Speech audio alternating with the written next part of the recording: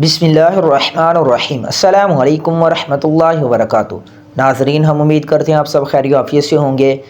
ہر دن اور ہر مہینہ اپنے ساتھ آزمائشیں اور خیر و شر لے کر آتا ہے، اس لیے نبی کریم صلی اللہ علیہ وآلہ وسلم نے ہمیں یہ سکھایا ہے کہ ہم اللہ تعالیٰ سے ہر مہینے اور ہر وقت کی برائیوں سے پناہ مانگیں۔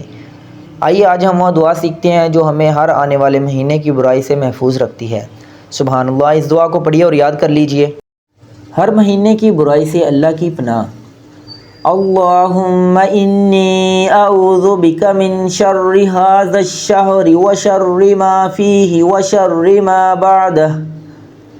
ترجمہ: اے اللہ، میں تیری پناہ لیتا ہوں اس مہینے کے شر سے اور جو کچھ اس مہینے میں ہے، اس کے شر سے اور جو کچھ اس کے بعد ہے۔